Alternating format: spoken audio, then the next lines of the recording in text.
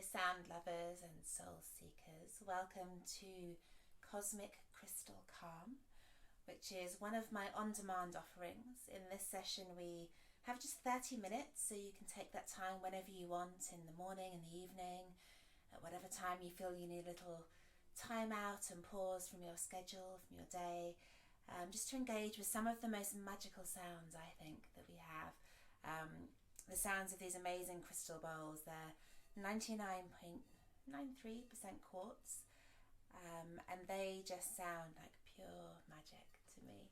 So we're going to enjoy a little sound meditation with these bowls and a few other kind of mystical sounds in the next half hour together. But before we get into the music and the sound, we're just going to talk a little bit about crystals, rocks, and how I like to work with them, not just in terms of what we can hear and the sounds we can create with them, but also in how we can work with them in terms of ceremony, our daily practice, meditation, how they can aid our yoga practice or any other kind of personal journeying that we feel drawn to. So the first thing I want to talk about today is crystals and chakras. For anyone who's not familiar with the chakra system, and even if you are, here's a quick refresher. We have 7 main chakras. The body is actually full of chakras and meridians.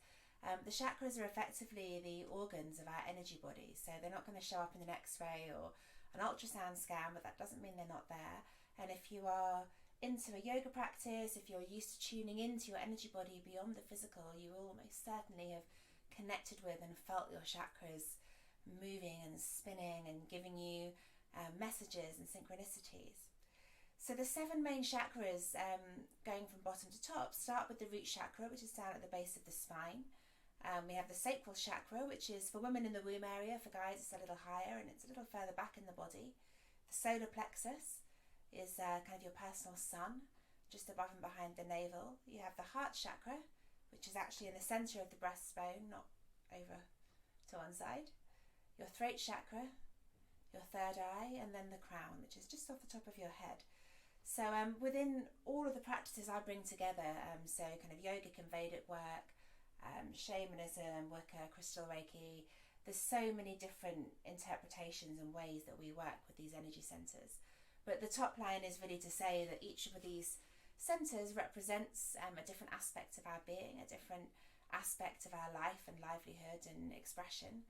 And all of the other things we bring into our practice can tune into that. So they're a wonderful way to kind of gradually work through different aspects of yourself and your experience in this vessel, in this body.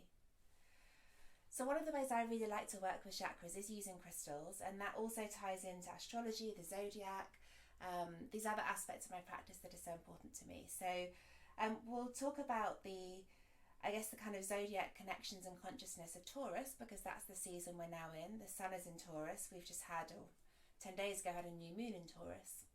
And Taurus is quite an interesting sign, actually. I mean, they're all very interesting, but it's quite dual in lots of ways. People tend to think of signs like Gemini being very two-sided or two-faced, but actually Taurus is a real blend of this kind of earthy, material, kind of possession-driven mentality, and then really quite a spiritual, psychic, intuitive mentality. And the balance of these two is what this season is all about. So on one hand, we're being drawn into a real kind of materialistic, finance-focused aspect of our being. And on the other hand, we're trying to balance that with our own kind of esoteric spiritual journey. So Taurus is a sign that's ruled over by Venus. Another way we can look at the chakra system and the signs is that they all have planetary cosmology connections. And this all begins to tie together, you'll see in a second. So Taurus is ruled by Venus, the planet of love, and that's associated with the heart chakra, Anahata chakra in Sanskrit. So the heart traditionally is a kind of a green colour in terms of the chakra system. You've probably all seen the New Age rainbow interpretation of chakra colours. And we can work with that a bit, but actually in Vedic philosophy and in ancient yogic history, the rainbow didn't exist. The colours were actually a little different. But there's lots of crossover and lots of ways we can interpret. So whichever way speaks to you is always the way to go. So for me, the heart is green and verging on pink, and we tend to see things like rose quartz and pinky stones as very heart associated. But actually, the green stones tend to be what really resonates with this heart center and heart chakra. And what we find when we look at crystal Reiki and kind of crystal science is that the green stones are the ones that really resonate, particularly around Taurus season when the moon is strong in Taurus. So what we're going to do today is have a look at a few of those green crystals, and also moving into some blue, because each zodiac sign, each kind of cosmic shift, also rules over body parts, not just our energy body, but our physical body. So when we're in Taurus, we're thinking a lot about the throat, the larynx, the voice, the esophagus. And this is the Vishuddha chakra, communication based, really about your self-expression. And the colour for Vishuddha is normally a blue. So somewhere in these areas is where the focus feels, to me at the moment, we're really kind of being drawn towards. I feel like we're all going through huge amounts of emotional kind of journeying and challenges in the heart. We're working through our new ways of being right now, but we're also dealing with communicating, new ways of communicating. I'm sharing this with you on my laptop in my gong room, not in a class or in a studio somewhere. And I think we're all finding new ways to communicate, whether we're calling our parents on Zoom or speaking to friends via loads of different new apps, or a combination of all of these. So communication and self-expression, finding ways to be heard in the current situation is really important. So green and blue stones, what have we got? So actually a good place to start is my little oracle deck. This deck is by Species of the Thousands, and it's a crystal oracle. I really like it because it's really, really simple. It's literally just a picture of a crystal and a word, and I like to use this for every day, for drawing inspiration from the day. So I've picked a few nice blue and green ones to share with you. Lapis lazuli, authenticity. Emerald, growth. Turquoise, for balance. And blue calcite, for peace. And when we work with crystals, there's so many, like just a myriad of properties and balancing activity and applications that individual crystals can have. So it's in a way incredibly hard to drill down certain rocks and stones down to one word, but I think it's quite a nice place to start when you're faced with such a large volume. So the crystals I'm sharing with you today are, as I said, kind of a mixture of greens and blues. This is a green calcite. It's one of my favourites right now, and if you follow me on Instagram @_silence and noise_, you'll notice that I've been posting this rock quite a bit lately. And green calcite is it's a stone that's really about fertility and abundance, which are big themes in this season of the year, and particularly as we come towards May the 1st on Friday with Beltane. Fertility is a real aspect that we need to be aware of. It's also a real transition stone. It really helps us to work with transitions from somewhere quite stagnant and stale to something positive and full of opportunity. A stone which does something similar is green aventurine, which is the other one I've been working with a lot lately. You can see they're kind of a similar shade of green. And aventurine, as a kind of a set of stones, they come in a few different shades and chemical constructions, is really great for dealing with geopathic stress. And electrosmog, which again is something that particularly in this lockdown world we're all dealing with more of, because we're just on our phones and in front of screens such a lot. So I've been keeping this little guy just under my laptop, right down there, quite a lot lately. I'm just going to start placing these around the bowls. You probably can't see that, but that's fine. This little guy is a green fluorite, and you might be able to see that he's got a little rainbow. I don't really use polished stones that much. I like the raw rocks more, but this one good friend of mine gave me, and I just really like him. And a green fluorite is a really good stone for accessing the subconscious, for working a bit more with your intuition. So when I mentioned before this Taurus season, we're really kind of working a bit between the heart and our intuitive senses, trying to balance this kind of heaven and earth, yin and yang energy. We're sort of inherently very drawn to the having of stuff and earthly goodness, but actually we know in somewhere within us at this time, we know we need to look upwards as well as into the stuff, and this stone's a really good balancer between those aspects. Some of the blues that I brought with me today, one of the most recognisable, and the lighting is so crazy today, it's so bright, it's probably not as bright as it actually is on the screen, Lapis lazuli, which is just an unbelievable, bright, beautiful cobalt stone. And this little piece is from Afghanistan. I got it in northern India, and it's amazing with these gold flecks in it as well. It's really special.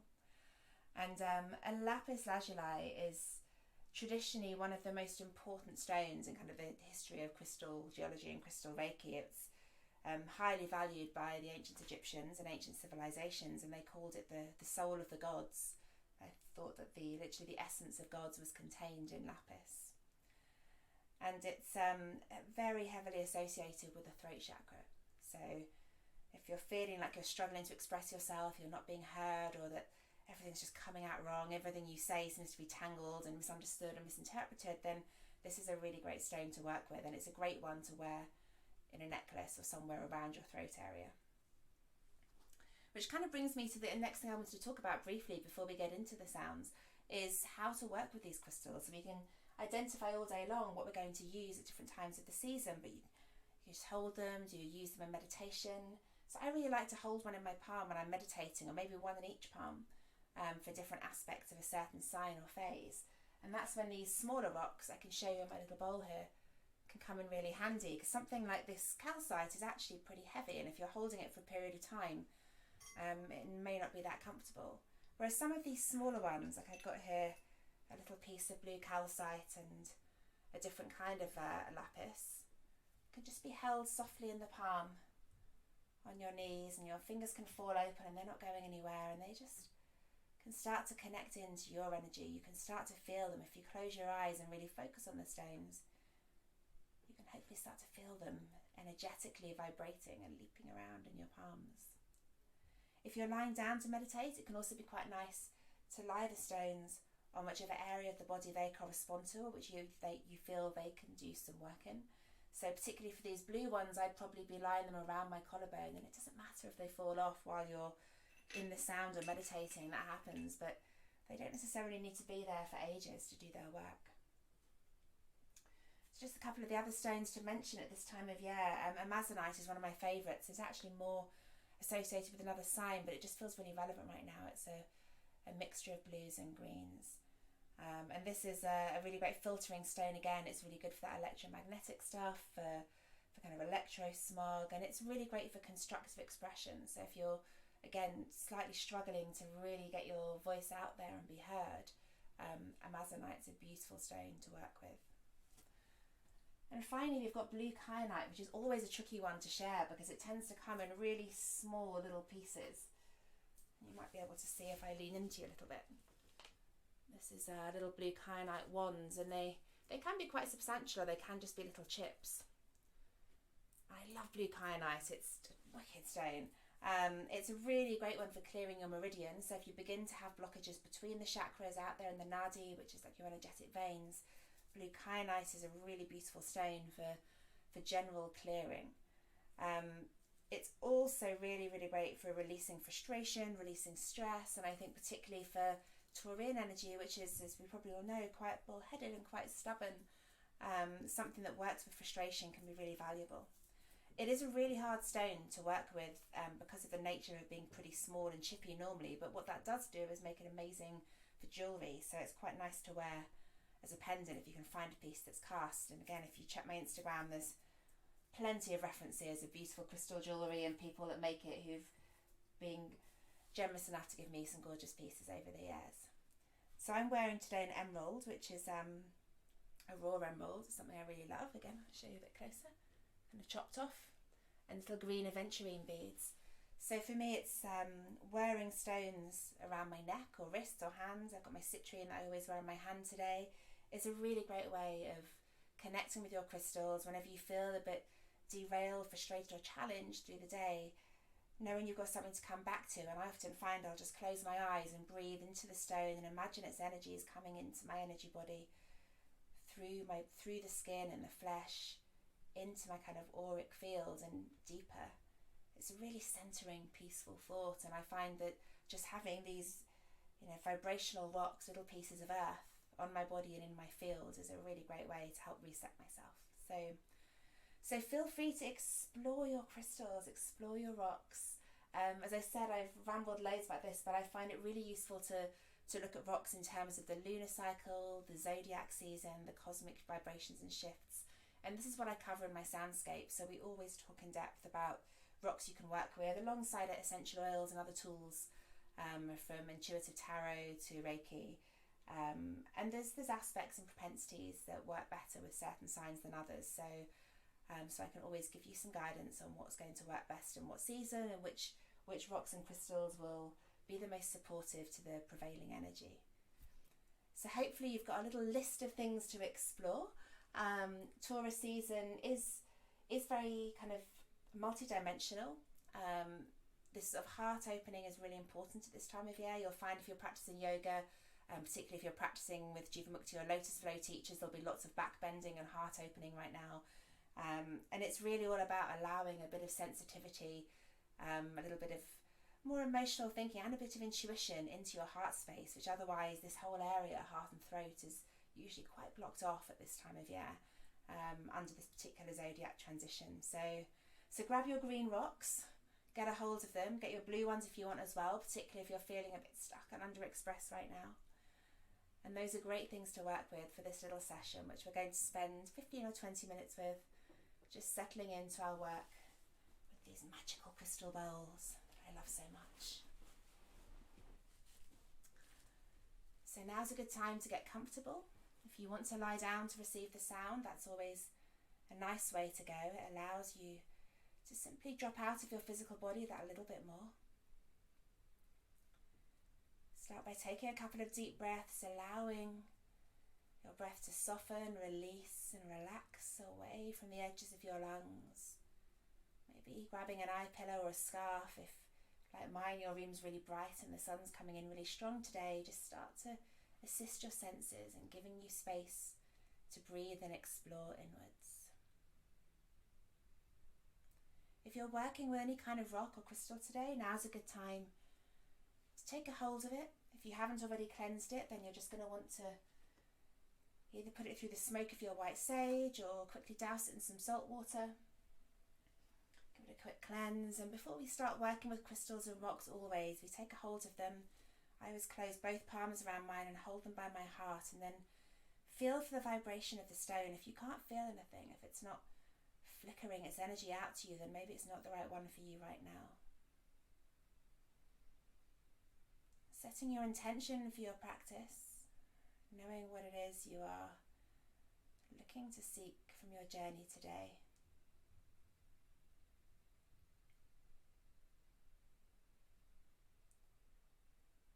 And if you don't have a particular intention or one's not coming to mind, a really nice one can be to do with this prevailing energy of this season.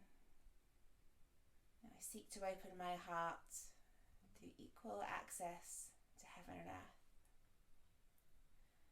I seek to open my heart through equal access to heaven and earth. And taking your rock either into your palm if you're seated, allowing the palms to fall open, or if you're lying down, place it maybe around your heart or your throat, depending on which one you've chosen. Allowing yourself to softly ease into your meditation with kindness and gentleness for where you are today, knowing that you may be called to move around, but resisting the urge, knowing that staying still and soft in your meditation will allow some of the edges to release a little deeper. Taking a deep inhale in through the nose and a long, smooth exhale through the mouth. Enjoy your sound journey today.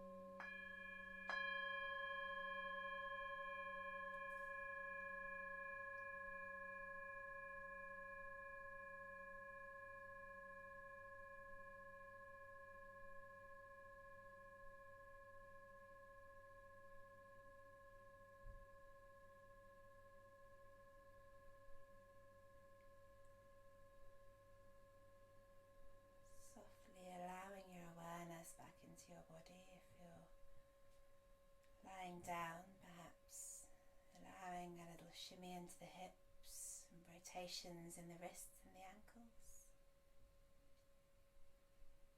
Wherever you are, taking a deep inhale into the heart space, feeling your chest expand and lift.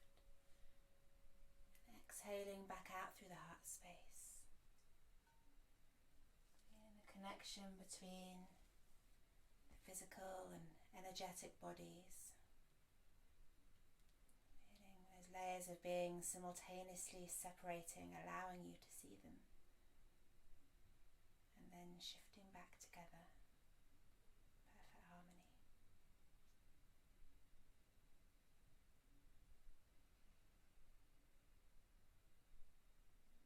Taking a moment to come back from your journey, from your meditation, wherever you've been, maybe near, maybe far.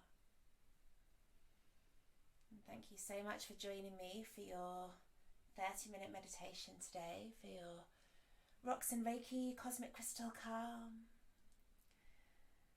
So once again, if you're interested in working with rocks and crystals, there's much more of this across all my channels. We do these sessions once a week, so every Wednesday there is a new one uploaded. Next week we'll be talking about the rocks that are best to use for the full moon in Scorpio, which comes to us on the 7th of May.